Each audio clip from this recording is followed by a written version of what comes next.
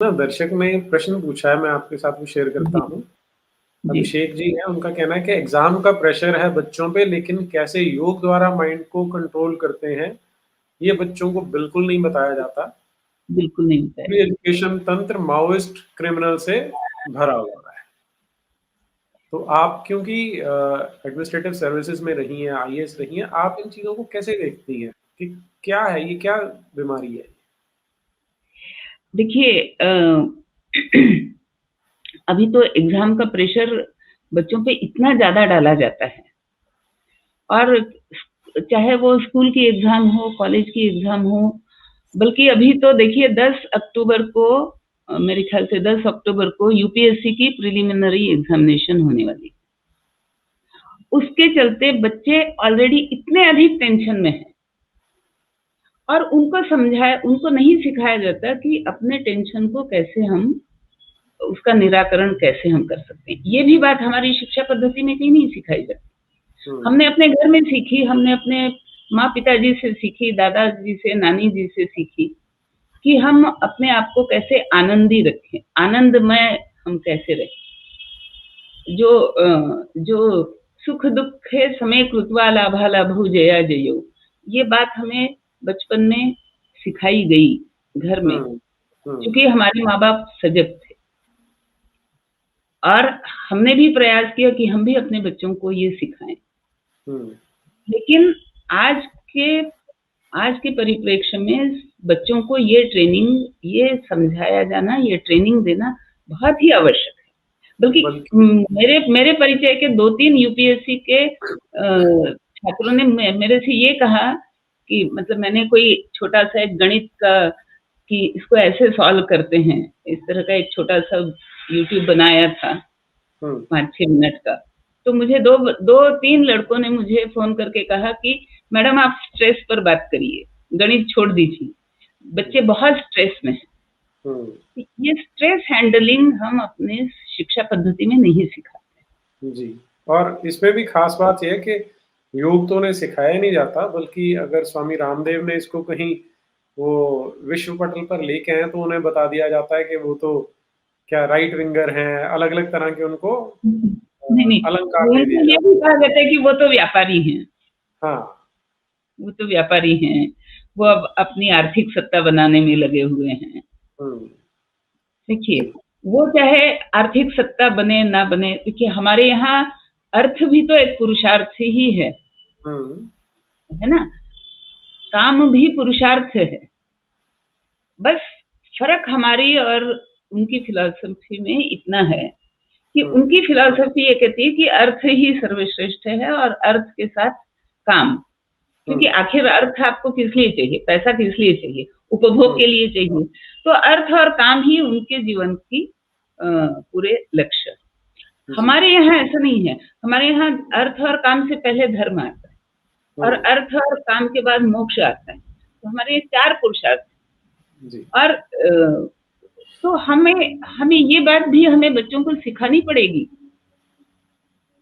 कि जी, जो भी आप यश की बात कर रहे हैं, सफलता की बात कर रहे हैं, फेल्योर की बात कर रहे हैं, इसमें पहले आप धर्म को भी थोड़ा-सा समझो।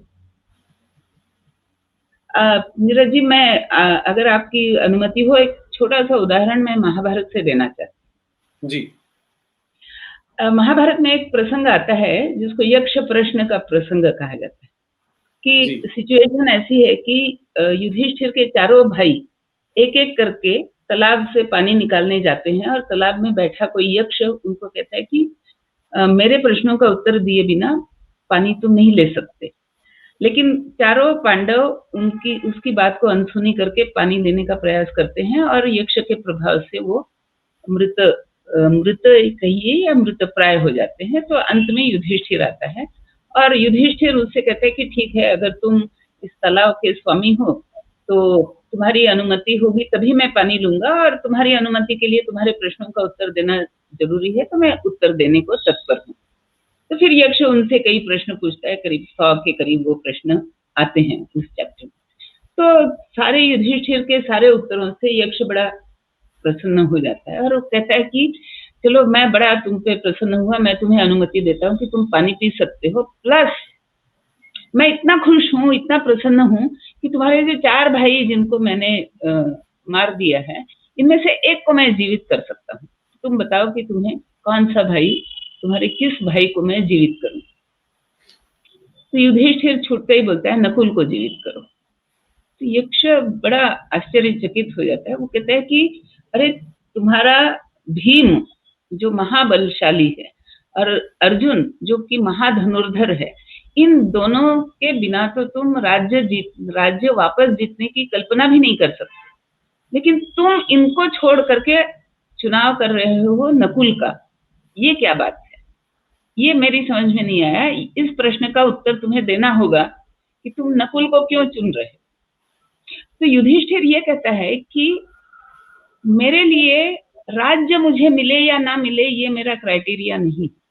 मेरा क्राइटेरिया है ये है कि मेरी न्याय बुद्धि कायम रहे, और मेरी न्याय बुद्धि ये कहती है कि मेरे पिता की 2 पत्नियां थी, कुंती और माद्री।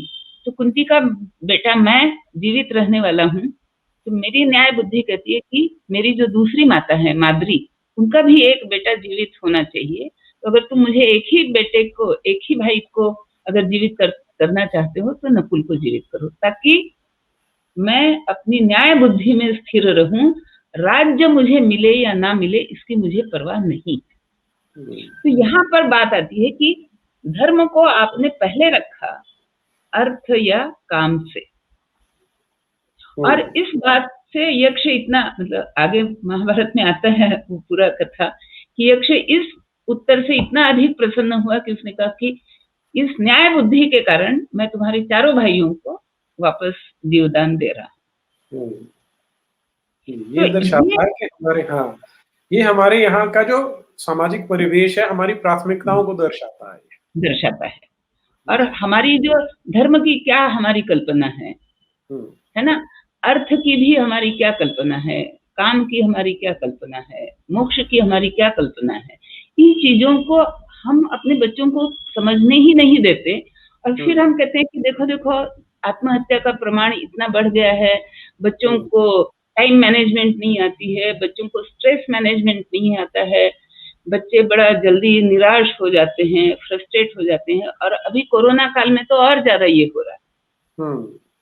तो इसको हैंडल करने की ट्रेनिंग ही हम नहीं दे रहे हैं ना बच्चों को।